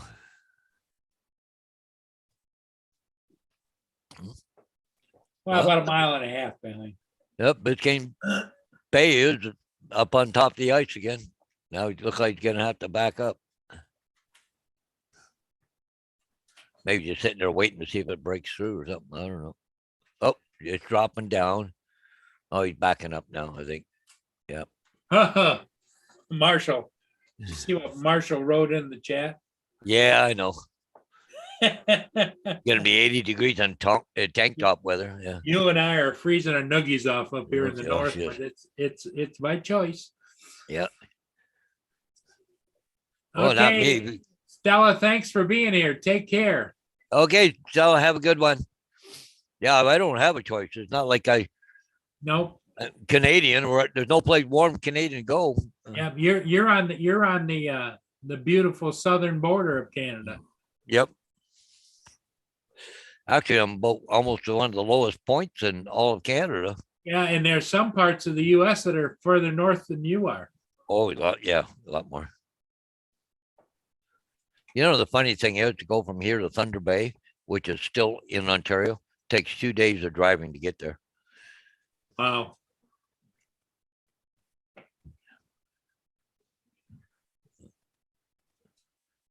Yeah, watching a thing down there in Ottawa. Some lady filmed it, thank God. But this cop pulled a young guy in a pickup truck. I don't know, I'd say he's about 30 years old.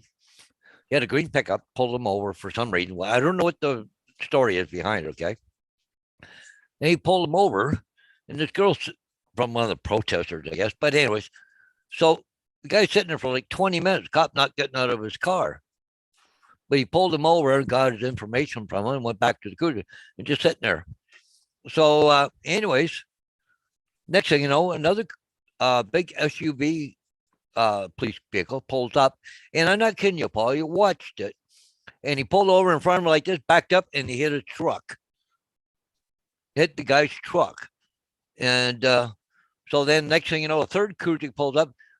And this guy's not fighting. He's not saying nothing, boo, or anything else like this. They come over, they grabbed him out of the truck, threw him on the ground, threw handcuffs on him. The guy never resisted. Like, one cop can't handle one person. And so then they call in more cops, but the cop comes up there and he backs up.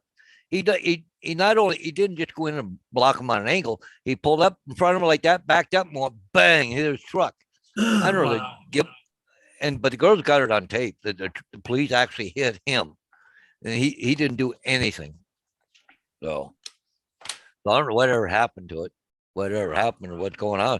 But they had him. I seen the last part I seen. They had him handcuffed on the ground. Then they put him upside the thing. They were emptying his pockets out. Oh, I tell you, they're getting brutal there in Ottawa. I said to my sister, it almost makes me want to go to Ottawa now. The bull crap that they're pulling in Ottawa right now, just bully tactics and everything else, right? Yeah. But I have to laugh what they're doing though in Ottawa. The truckers, a bunch of people walk around with empty yellow gas cans, for diesel. Yeah, they're empty, but they walk around carrying them. So the cops keep going over, oh, you got fuel. Oh, no, it's empty. Some are putting water in them. Yeah, That makes they're it look drinking like out of it. Yep. they're drinking. Oh, geez, what a. The thing that bugs me the most is the government won't even assign a mediator or go talk to them, do anything. Nope. And I even watched. Somebody said Tank was on earlier, and he said that it was just announced that they've designated a person from Parliament to go and talk to him today. Wow, they got to do something. Down in the States and Australia. I watched one from Australia this morning saying that, Trudeau, the whole world's watching you right now. Yeah. You're being a dictator. And that's, Well, and on the news over here, they're calling him the illegitimate son of Fidel Castro. Yeah, I know. Yep. But anyways, well, one program I watched this morning, and this is American TV shows and stuff like that. They're saying, well, there's a good indication what's going to start happening here when they do that one from California down to DC. But see, they went and declared Ottawa a state of emergency, so now they can do anything they want. That's Yep. the problem. Do you have any pending elections this year there? No, no. See, they're not afraid of that then. Yeah, Because see, they're not afraid they of that. know the public will forget over time. Yeah, yeah. Well, you said 88% of the people in Ontario are vaccinated. So that means 88% of the people support me. No, it doesn't mean that. Because they just want to be able to go to work, do stuff, go to stores, go wherever, right? They did it because they did, reluctantly. But see, he says, 88% of people, they mandated that, this is the way it is. Bull crap. Just because 88% of the people got vaccinated. The other 12%, we don't need them. Yeah. It's funny watching Biscayne Bain look like he went right sideways a minute ago. I don't know what happened. Now he backed up. Yeah, there's some real ice bridges underneath that ice, I would imagine. Oh, yeah. Yeah, because what do they say? 80% of the ice is below surface? Yeah.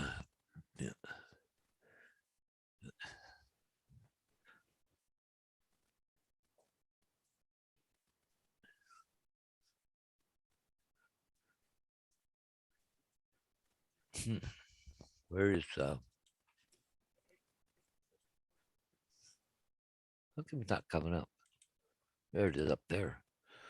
I had to do a reboot on my computer this morning.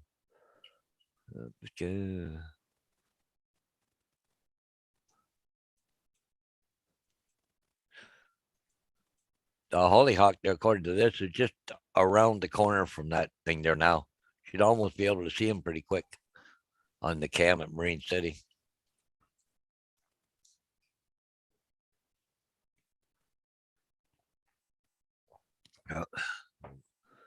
That Biscayne Bain's trying really hard to break that ice, I'll tell you. He's back up, stop now up on top again, eh? But it's funny, you go see him go up there like that. I'm sitting there watching, you see the bubblers working, and it starts going back down again, eh? There, he just slid backwards. Now he's going to go back, take another run at it, I guess.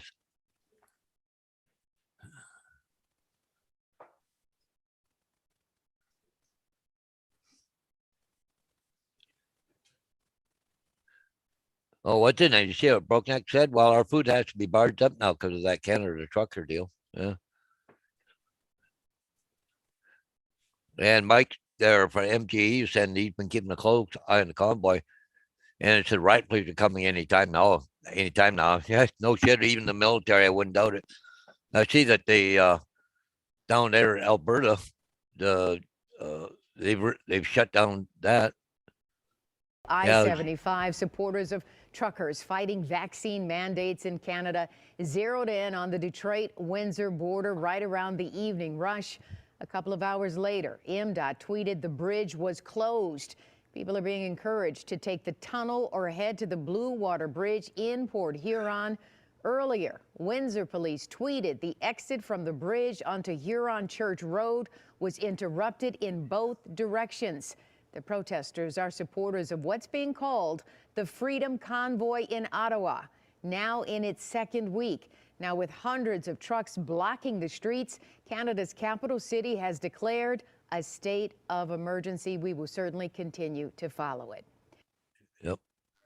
What are they going to do? Once they leave Ottawa, they're going to go down to the borders. And like Alberta, they shut down both lanes now. There's nothing moving at Alberta. So, what are they going to do? Head down there now after they're done here? So, Yeah.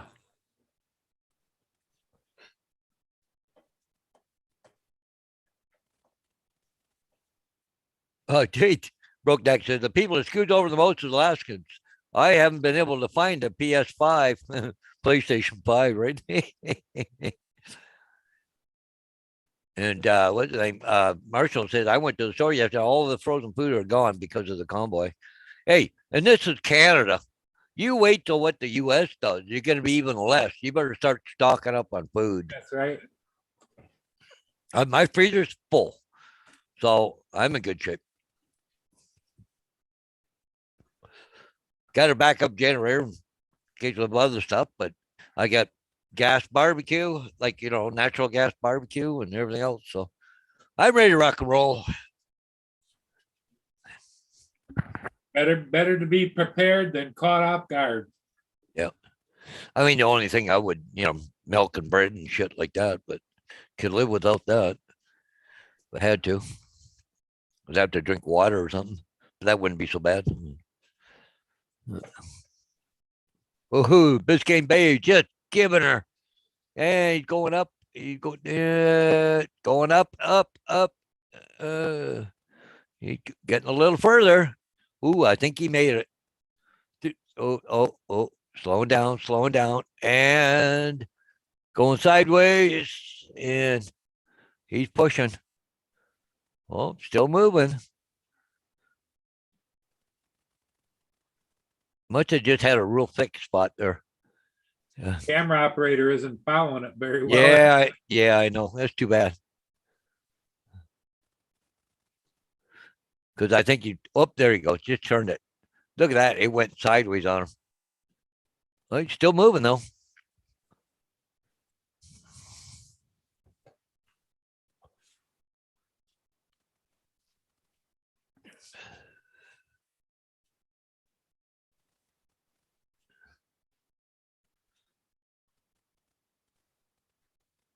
But that's not part of the channel where he's at. So unless you're just trying to break off big chunks or something. Yeah. He's pouring a coals to it though. Look at the exhaust. Oh yeah. Oh yeah.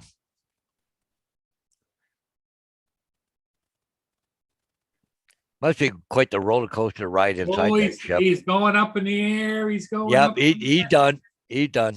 Yep. But it must be way up. Yeah, it must be quite the roller coaster ride in there, going stop and then going back and then going forward. It's just holy mackerel. Oh, there he goes. He backed down again. I'm just a couple seconds ahead of you there, Paul. There he goes. See how he goes down? There, just went down. Now he's backing up.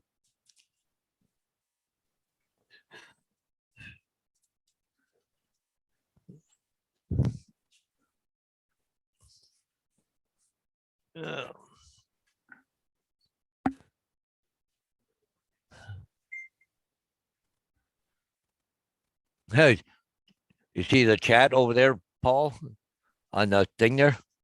It says Jacuzzi Buzz Guy would make a great drone video. Yeah.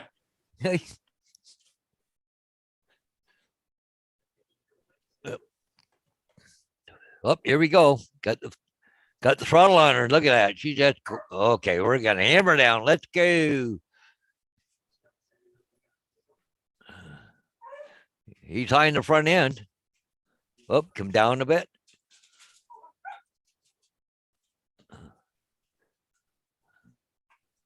You can tell when he starts to, he's slowing now. Yeah. Look at the black smoke coming out now, Paul. There's angle watch here. Watch that. Poof. Okay, full throttle, boys. He's still moving. Oh, I got some dogs. Looks like he's turning. Yeah.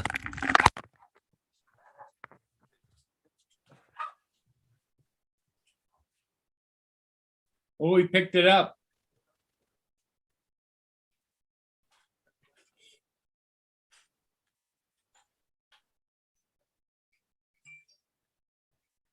Yeah, he's getting it down.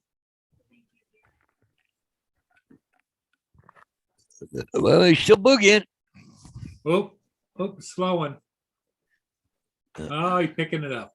Yep.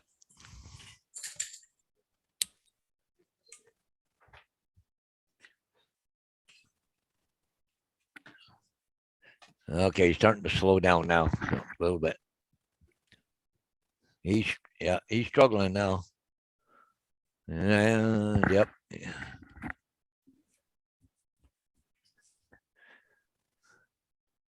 And he stopped. Okay, Broke Necks, thanks for being here. Broke Necks got to get to work. Yep, get to work there, Brook Necks. Yeah. Yeah, it's about that time of morning there, isn't it? Yeah. Alaska. Okay, gonna back up, give it another run at her. That's got to be hard on the ship, so I know they're made for that, but still.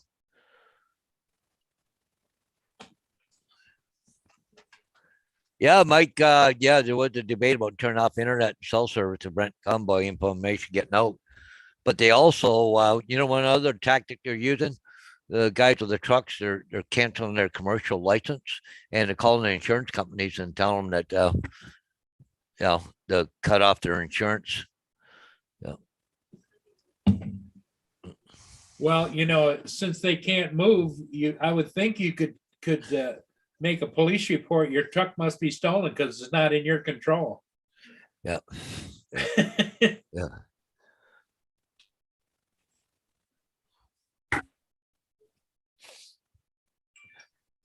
Yeah, no, we're just gonna make your life hell. We're not gonna deal with you, but we're gonna make your life hell.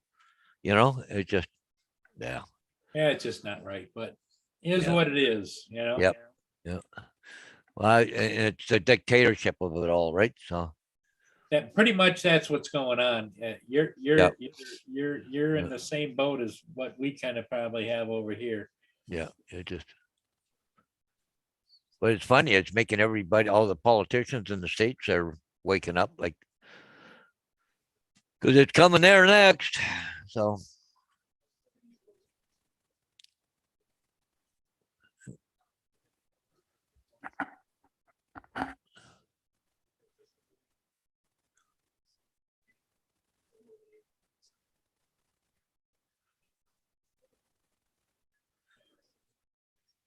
I think Mia wants to go out. Be right back, Paul.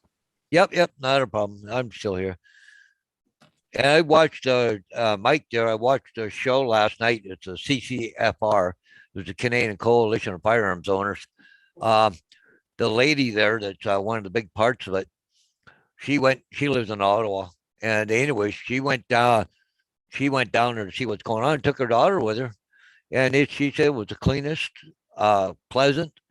Uh, Never had an ounce of trouble with anybody. They had a fun play area for the kids that were down there.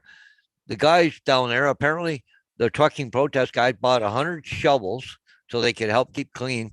I even heard that the Tim Hortons down there, some of the truckers in there cleaning the washroom, mopping floors, and helping them out and everything else, you know. And the government saying, oh, they're doing this, they're wrecking this, they're doing that. And she said it was totally opposite what the government is saying, and she's upset because of it. She said, it's just they had guards on the Veteran Memorial and that Terry Fox thing to keep people from doing anything there. Like, it's just, yeah. And they said, the natives are against us too. Well, guess what? They're not. They're down there helping them, beating drums and everything else. It's just bull crap going on. The government's trying to make it look bad, and CBC is helping them out.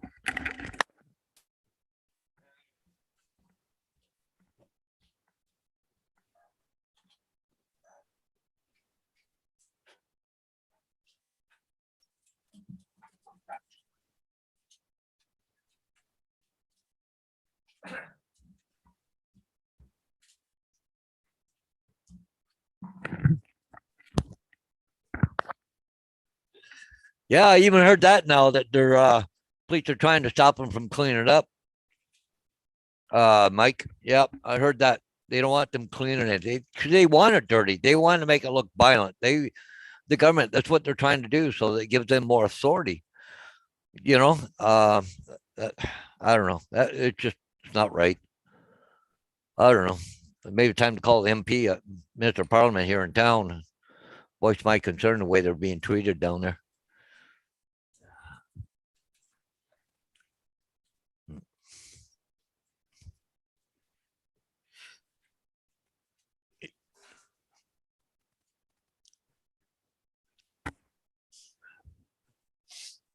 Yeah, maybe they're stopping the truckers from cleaning up. They're taking jobs away from the city workers or something. I don't know if that's what their issue is or not. I don't know.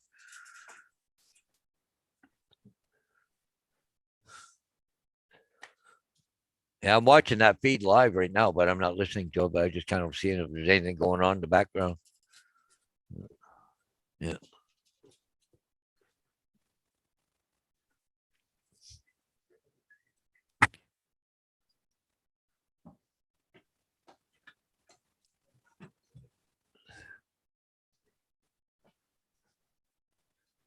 Yeah, I know. I just reading an article there. It says, yeah, the authorities are intent on having a bad ending. They're trying to make it look bad so that they can go in and do what they want to do. That's the sad part about it. Just, yeah, like you said, it's not the truckers that are going to have the problem. It's the police because, and what they're doing to them down there, they're going to cause violence, Not me. Yeah. Before it's unfortunate. That's the way it's going to go. The truckers are just trying to stay peaceful, but yep. And the government is listen. They don't want to listen. They no. This is the way it is. You don't like it. You know. Nope. There's the highway. Get out of here. Nope. I want to talk to you. You're nothing. Yep. Stop. Well, that's what places like Cuba and all that government controls everything. If you don't like what you're doing, they're going to get rid of you. It's starting to happen here. Good old dictators coming in, but anyways. Yeah, too bad you couldn't call a snap election right about now. But the problem is you don't have a leader of the Conservative Party right now. And the worst thing about it is the NDP is backing up Liberal government right now. Really? Yeah. Well, yeah, if they don't, then Trudeau won't give them what they want, right? So.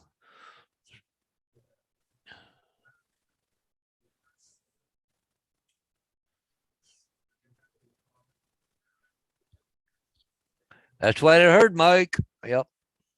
News station are corrupt, spreading lies. Anyone that's been at the protest says it's the most people have ever been at. I know they were trying to call this not a protest, not occupation. Then they started talking about an insurrection. Going, really? Jesus.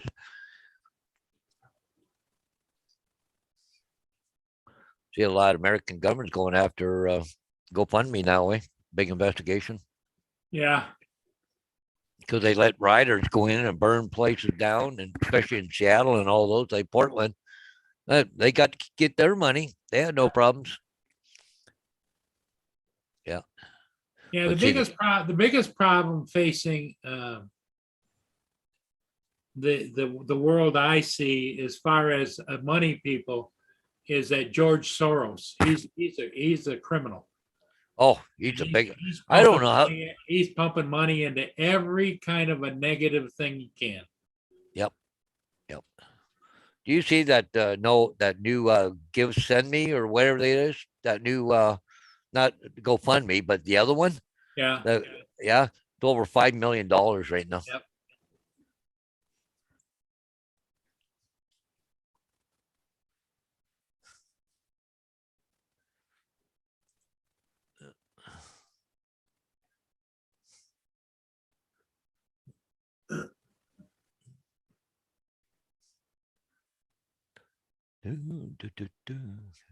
Yep. It's just not good. Not good No. at all. Yeah. I see the Biscayne Bay is kind of stuck out there. Yeah.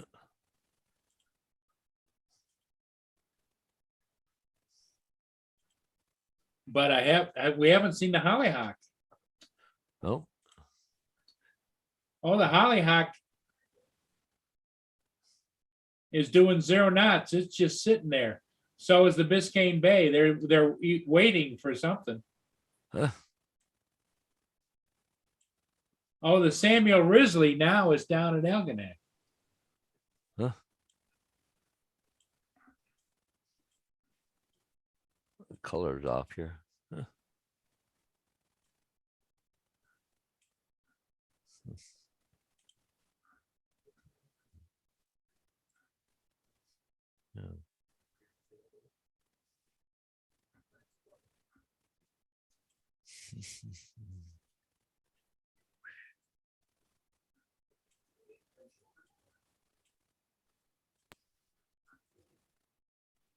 There's the Iverbright Yeah. at Algonac. That's that Algonac? Yeah. Yep, upbound.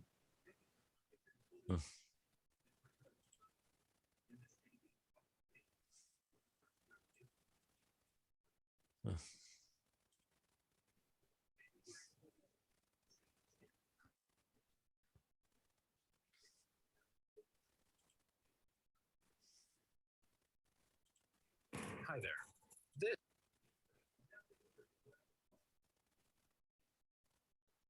So to me, it looks like the Biscayne Bay and probably the Hollyhock that's up north of there are just stationed and kind of waiting.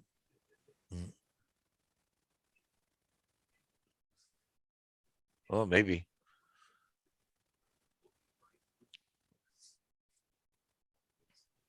Because you can see a little bit of a path right down the middle there.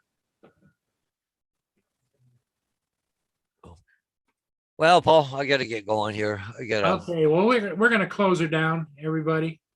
Ray Yeah, and the Rockies, 2 great cameras this morning. All right. Yeah, cool. Well, guys, yeah, we gotta head out. I got a couple more signs I gotta go do yet before I go out this afternoon and do school bus and Yep, stuff. So yep. So we're gonna MGE and everybody, thanks for being in here, Broke Necks. And Yep. Marshall, you be sure and let me know when you get that, how what you think. Like I say, I'm kind of looking at it, but sounds great. so Everybody have a great day.